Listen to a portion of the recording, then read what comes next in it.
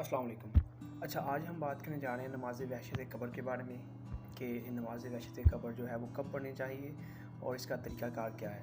ठीक है, इस वीडियो में हम आपको मुकम्मल इसके बारे में इंफॉर्मेशन देंगे। शॉर्ट सी वीडियो होगी। तो सबसे पहले नमाज़ जो वहशत कब्र है वो हमें उसी रात उस मोमिन के लिए पढ़नी है जिस दिन में वो मोमिन जो है उसको आपने दफन किया हो।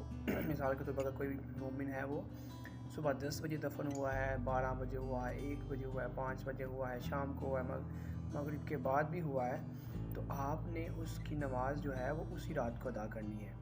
इसका जो नीयत है वो कैसे है, नीयत इस तरह से करनी है कि 2 रकात नमाज फ़लाँ बिन फ़लाँ के लिए कुर्बतिन अल्लाह, और फ़लाँ बिन फ़लाँ जो है इसमें आपने उसका नाम और उसके जो वालिद हैं उसका नाम लेना है। अगर आपको नाम नहीं आता तो फिर आप इस नियत से पढ़ सकते हैं कि जैसे आप उसके लिए पढ़ रहे हैं। ठीक है, अपने ज़हन में ही रख सकते हैं। तरीक़ाकार क्या है जी? 2 रकात नमाज है।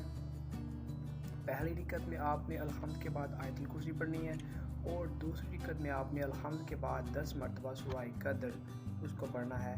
और उसके बाद आप उस मोमिन के लिए दुआ करें, ठीक है, ताकि उसका जो कब्र की पहली रात है उसके लिए वो आसानियाँ पैदा हों। मज़ीद अगर आपको कोई भी ऐसी दुआ या ऐसी नमाज या कुछ भी ऐसा इंफॉर्मेटिव चीज़ अगर आपको चाहिए हो तो मुझे कमेंट सेक्शन में ज़रूर बताइएगा। इंशाल्लाह मैं वो भी आपके साथ शेयर करूँगा। मिलेंगे हम।